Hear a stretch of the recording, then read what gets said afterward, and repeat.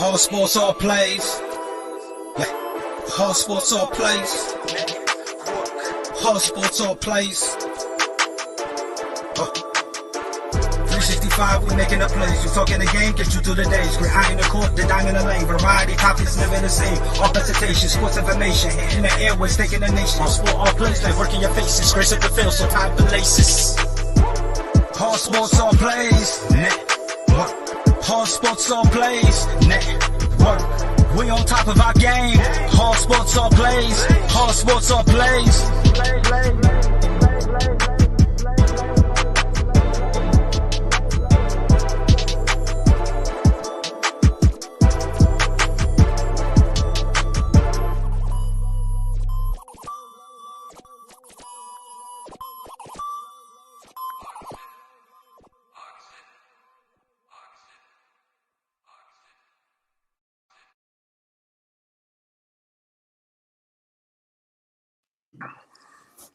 What is up, everyone? This is Nate the Great coming to you live from the All Sports All Plays Network. I am here today with Greg and Mess Around. How are the both of you doing? Doing good, Nate. How you doing, bud? I'm doing well. Mess Around? I'm good. Thanks for asking. Now, yesterday we just, before we get to the topics and all this kind of stuff, I wanted to remind you guys that you guys can win if you're not an ASAP analyst and you're out there in the comment section. You can win a free t-shirt. All you have to do is you like, comment, share the show, be engaged in the show, and you win a free t-shirt. Shortest month of the year, so you can if you get the viewer of the month, less number of days to get that reward. But let's say that you're driving home from work, or you're shy in the comment section, or whatever the case is.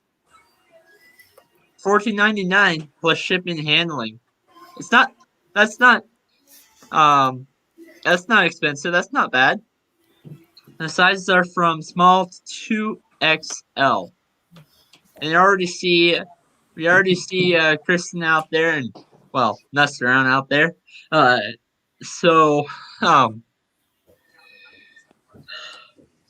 Now going into the Chiefs and Bucks game, I'm actually gonna go last in this one. I'm gonna explain why after we go. We're gonna go with Mess Around first. What did you think about this Super Bowl? Boy, this game did not go the way I thought it was going to go. I thought it was going to be high scoring. Man, that Bucks defense really took Mahomes' offense out of the game, like complete and utter domination. I thought that Kansas City should have ran the ball more, but when you get down that much, it's hard to stick with the running game. So, it really hurt Kansas City being without their starting tackles, and it showed. I mean, Mahomes ran backwards for 400, close to 500 yards before he threw a pass. So, that was troubling for them. They didn't make the right adjustments, and Tom Brady just did enough to win to get his offense points, and complete domination by the Bucks. Greg, what are your thoughts? Do you have to add on, or do you have something else, or what's your take on it? Yeah, I gotta add on. I know that Tom Brady played a pretty good game. He had really good protection last night. I really think that the whole entire Tampa Bay defense should have got the MVP last night instead of Tom Brady, to tell you the truth. I mean, Tom Brady played well, but that defense was just top notch. I mean, they gave up 3 field goals, no touchdowns. They did give up 270 yards, but no touchdowns. There was a lot of talk during the game. A lot of people complained about the refs this, the refs that. I heard that Patrick Mahomes' mom was getting into it with Tom Brady's wife. And complaining about the refs and everything. And I think that his mom should have saved her energy and just went and rubbed his her son's feet because he was running for his life that whole night. You know, I mean, it was just it was just complete domination by the Bucks defense yesterday. And I mean, you know, you can complain about the refs all you want, but when you're losing by 22 points, you know, I don't think that the refs really really took that game away from anybody. Unless Tom Donahue is going to come out of retirement and switch to football or something. My take is not really something about what happened in the Super Bowl. It's more about something that was said. And it's actually been brought up many number of times. Something that I've been reminded for so long from my elementary school days, middle school days, high school days, it is that it's important to learn how we got to where we are today. And I think that also kind of applies to sports as well. I mean, but when you talk, yesterday they said that Tom Brady has more Super Bowl rings, has more more Super Bowl rings than every other team in the NFL. Even though that statement is true, he does not have more championship wins. We gotta remember that. He does not have more championships wins than every other team in the NFL. I mean, look at the Green Bay Packers. Green Bay's won 13 championships before Super Bowl era. So if you and I also kind of bring this up because I saw a post this morning and they asked, NHL, NBA, MLB, NFL, which one of and they bring a list and they brought up the names Detroit Lions, they brought up the Cleveland Browns, and the question was, out of these teams, they list every single team that has not won a championship. But they also brought up more, but Cleveland Browns and Detroit Lions, they have won a championship. They haven't won a Super Bowl, but they have won a championship. I bring that up because that's kind of a little bit irritating in a way. I'm trying to find a better word verbiage there, but I think that bringing in the pre-Super Bowl era needs to be important for those teams. I mean, do you guys agree with that?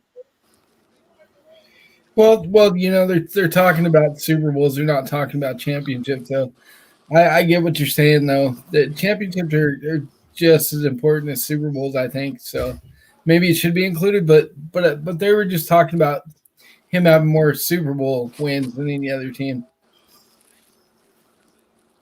Greg?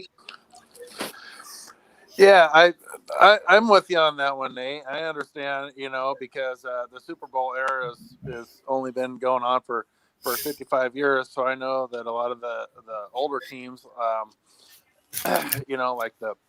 like you said, the Lions have won a championship. The Packers won several championships, even prior to the Super Bowl era.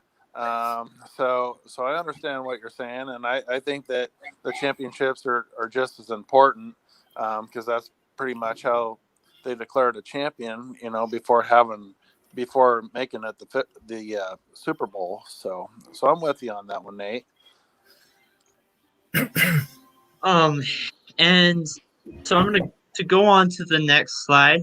Do you guys think that this will be the matchup with the roster that they have now? Do you think that this will be the matchup for next year's Super Bowl? We're going to go with next round first. It's way too soon to tell. I mean, you never know. Do they stay healthy again? Do they have some big injuries? Mm-hmm. Does Brady stay healthy? Does somebody big time name could get hurt and be out for the year. So I just think it's too early to tell with when you want to talk about something like this before we get to free agency and the draft and all that and see how they improve and who the cuts are and that kind of thing. So I think both teams will definitely be favored to get back, but I don't know if they'll make it because, like I said, we haven't even hit the off season yet. So now the NFC is kind of a little tricky because we saw that Matthew Stafford trade. Now he's being played on the Rams with a decent team. So that's kind of tricky. I want to say yes on the NFC. I know it's still kind of early. Predictions change later on as we see more trades and more who they get in the draft and other things like that. But with the roster that the Chiefs have now, I don't really think so. I don't think the Chiefs will make it. Playoffs, sure. I think they might be a first or second round exit. If this is being played next year, and there were several games that had really gone by close. It was very ever since from the Jets to the Bills, every single game was like so close. One score difference. I mean, do you guys see that? I mean, we'll go with Drake because I don't think he's brought up his take. Yeah, I definitely. It's way too early to tell. I don't think that this is going to be the matchup next year. I don't think that we're going to have a rematch with Mahomes and Old Man Brady. It's hard enough to win a Super Bowl, and it's extremely hard to win 2 in a row. And I know that the Bills made 3, 4 Super Bowls in a row, but I do think that one of these teams for sure will not be in the Super Bowl yet because the Bills are a team on the rise. The Cleveland Browns, they could have very easily made it past the Chiefs. They played pretty tough and had a chance to take the lead late in the fourth quarter against the Chiefs. So you got some up and coming teams. It's getting really tight in the AFC. I don't think that the Chiefs are the clear front runner anymore. I still think that they have a very good team. I think that Mahomes has one of the best, if not the best, arms I've ever seen from a quarterback. But I definitely think that one of these teams for sure will not be in there. So I mean, you just with the Bills coming on strong, with the Browns coming on strong, and in the NFC, Green Bay should be really tough if they can get on good terms and keep Aaron Rodgers happy for one more season. I think that they're playing solid. I think it's going to be really interesting next year. I think it's going to be a really tight race. I think that with Matthew Stafford coming to the Rams, I think that's going to open up a lot. So, yeah, I think that we're going to have a completely different Super Bowl matchup next year. That's my opinion. John says, "LOL, y'all laughed at me last week when I said the Bucks 9 to 11 points and close to 25 thrown." That's kind of funny. I don't think I was on the show for all that, but for all the people on the ASAP network, people that were actually laughing, I'm going to put up the humble pie. I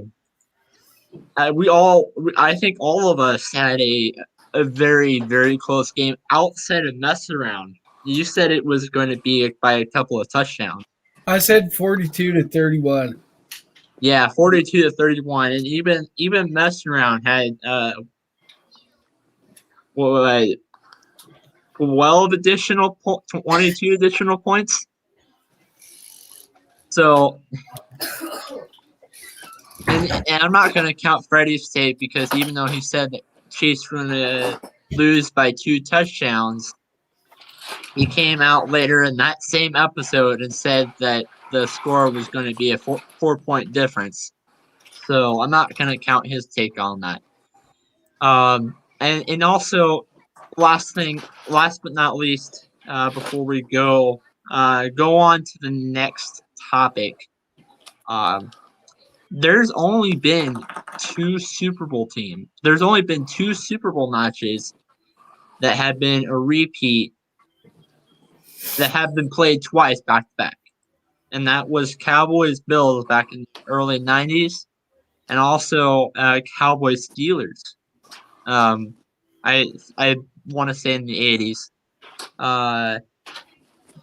And John is saying Chiefs is going to go be around $20 million over salary. You think that they'll bring back Fisher? He probably won't even be ready for next year.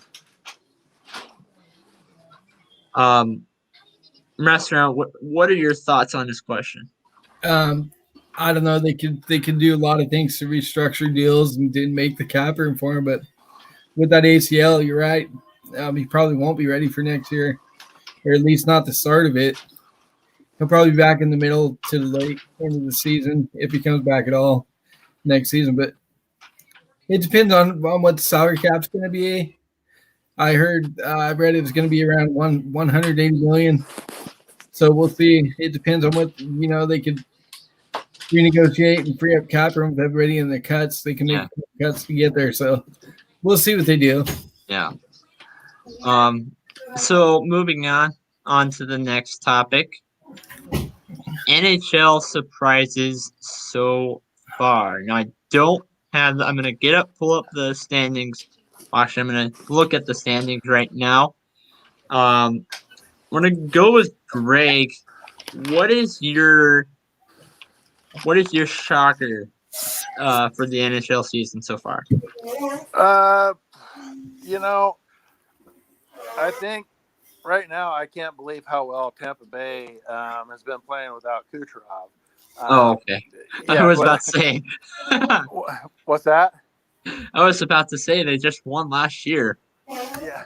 No, well, I know, but until you finish that last statement, missing a key player like Kucherov and still playing. I mean, this team has no weaknesses.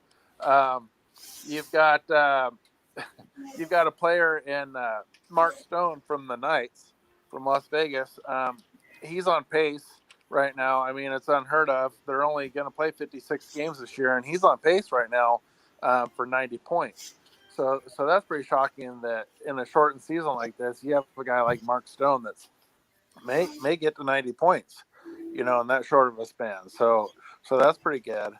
I think the Boston Bruins right now may be the team to beat.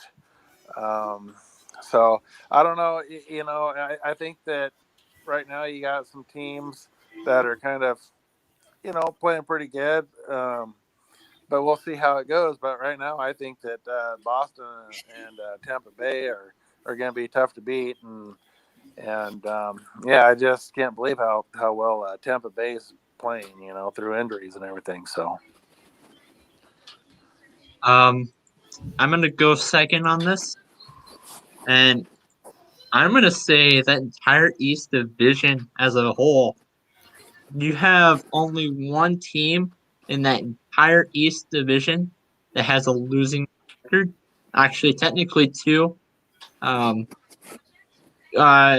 have the New York Rangers is 4-5-2. 4 wins, 5 losses, and 2 overtime losses. And the Buffalo Sabres are 4 wins, 4 losses, and 2 overtime losses. I mean, that entire division is stacked. You're talking about a team where the worst placed team, even though that worst placed team and the best placed team in that division are 4 wins short of each other. And then when you compare that to the West, I mean, it's still technically 4 wins, but it's still that entire division has been stacked. You're only playing divisional games. I mean, look at the North. Maple Leafs are ahead by 10 wins, not 10 wins, 8 wins over the Senators. Now, mess around. What is your shocker of the season so far? Well, as you guys know, I really don't follow the NHL a whole lot. But if I had to pick one, it'd be Calgary being under 5 or being 500 at this point in the season. They were over 500 last year. I know I said that on sports on a different show the other night, and I'm going to stick with that one only because I've researched it and I'm stick with that. I don't really follow hockey, although I did happen to catch a game the other day. I watched the Flyers beat the Capitals 7-4 or something like that. Yeah, it was impressive. Reading some comments here, Hurricanes have been playing good. And I'm also shocked the Rangers are below the Devils. And now to the last topic, and we're sticking to two things in particular for this last topic. MLB moves. Now, I know this was covered on Sports Corner the other day, but you have the Rangers fan, and even though I went talking about the Elvis Andrus move, and I'm gonna go first because I'm the Rangers fan, and even though this this was a bad move, I'm just gonna say that it was probably the only thing that was probably a worse move than this was the Nolan Arenado trade by my second favorite team losing Nolan Arenado. So it's been a bad offseason for me. It's been terrible. And the Rangers are literally paying the Oakland A's to play Elvis Andrus against them for a good chunk of the season. That's just I don't know why you would make that many divisional trades. I don't know. I mean, I don't know why that Mike Minor that thing with Mike Minor and now Elvis Andrus and all this kind of stuff. It's just been a rough off season for me with Colorado and with Texas making really dumb moves. Master Round, what are your thoughts on the trade? Mm-hmm. It's ridiculous. You're going to pay a guy $15 million to play against you, and he didn't really get nothing back for it. I mean, ridiculous. Yeah, you got Davis, but that guy strikes out a ton. And he either hits home run or strikes out. So, and he hit 200 last year with 2 home runs. So, bad move for the Rangers. They blew the trade. I mean, like you said, they're paying him to play against them. So, Greg, what are your thoughts? Well, I like the move personally because I'm an Oakland Athletics fan. Oh my gosh! But god! Here's the problem with the A's though, is they're a team after my own heart because they're getting these players on the cheap.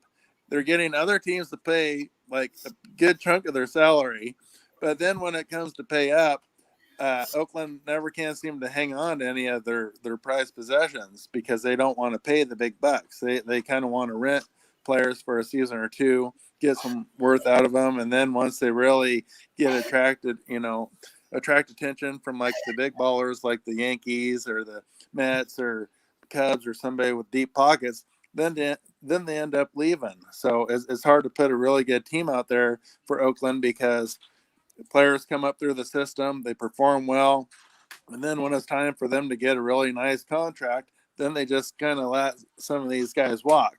I think that it is, like you're saying, a terrible move for the Rangers because you're getting rid of a really good guy and then paying part of his salary, $15 million to Oakland. So Oakland's pretty much getting, a heck of a deal, at least for this season.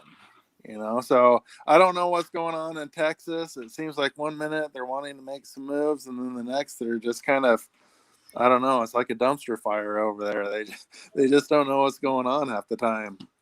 The one thing I will say though is not last year. I mean, not last year, but 2 years ago. His previous years, Chris Davis somehow seems to do well against Texas and the Rangersville in the Ranger State. Now it's a new stadium now.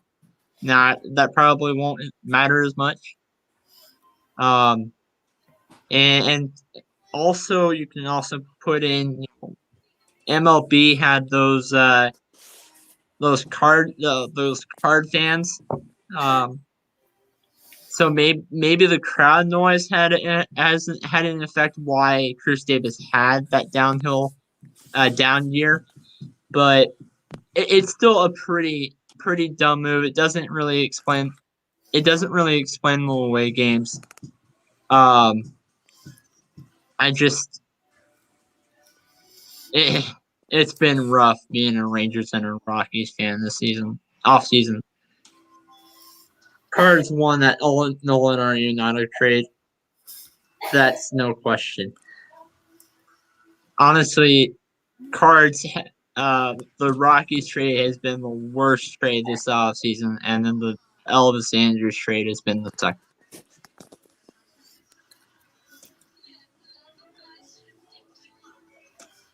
Well, mess around. Any final comments before we give this a close? Yeah, on the trade front, my favorite move in the offseason is probably the White Sox getting that closer from the A's, Liam Hendricks. It's going to solidify that bullpen for us. He's been one of the best closers in the game the last couple of years. Also trading for Lance Lynn from the Rangers. Oh my God. Another terrible move. I know he'll probably just be a rental for a year, but he's really going to help our rotation. I'm looking forward to seeing my Sox play this year and be in contention to go to the World Series. I know they're one of the favorites in the AL right now. I just like all the moves they made. Also, the Dodgers getting Trevor Bauer. That rotation they have, killer. I can't believe he chose the Dodgers. I mean, I'm not surprised because he's from California. So, but Dodgers trying to buy another ship. Well, at least he didn't go to the Angels. I think Greg and I can both agree on that. Greg, what are your thoughts? Yeah, I feel bad for the Angels and Mike Trout. You know, he's basically left there pretty much by himself. He's going to have a whole trophy case full of MVPs and Silver Slugger awards and all this stuff and nothing to show for it when his career is done unless they can get some pitching or maybe he can move on from the Angels. But I definitely think that the team to watch next year in the American League is going to be the Chicago White Sox. They got Tony La Russa out of retirement. That seems to be a good way to win an NFL championship too, is get a coach out of retirement that pretty much eats and breathes and sleeps the game. So yeah, I mean, they've been making some moves. I think that they're going to be a team to watch. Fun fact is the LA Dodgers are now the first team ever in Major League Baseball to have 3 Cy Young winners in their starting rotation. Wow. So with David Price, Kershaw, and now Trevor Bauer. So it's going to be scary. And now David Price is like the 4th best pitcher, I believe, in that lineup. So that's in that pitching staff. So I don't know. It's going to be crazy. I'm not a huge Dodger fan, but I mean, if they've got the money to burn, then Trevor Bauer's got plenty of heat. So I don't know. I think I would have rather seen him go to the Mets and see what he could have done with Jacob deGrom. I think that would have been an outstanding 1-2 combo there and match him up with Syndergaard, and that would have been fun. And then they added Francisco Lindor to their lineup. I think that would have been a pretty fun team to go to as well. But I just don't think that the Mets quite wanted to open up their wallet and put $40 million in on one season, for Bauer. So, but interesting moves all around in baseball. 2000 Yankees had 3 Cy Young Award winners. John Shuck said that. And Chase said Angels got some pitching at least. I mean, it's no Trevor Bauer, but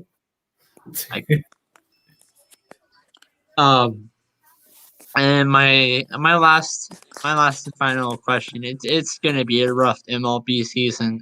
Being a Rangers, Rockies, and Mariners fan. So anyway, this has been Nate the Great, Greg, and Mess Around. Signing out for now. Thanks for watching, everybody. All sports, all plays. All sports, all plays. All sports, all plays. 365, we making the plays. You talking the game, get you through the days. We're eye in the court, the dime in the lane. Variety, topics never the same. All presentation, sports information. In the airways, taking nation. All sport, all plays. Like working your faces. Grace up the field, so type the laces. All sports, all plays. Network. All sports, all plays. Network. We on top of our game. All sports, all plays. All sports, all plays.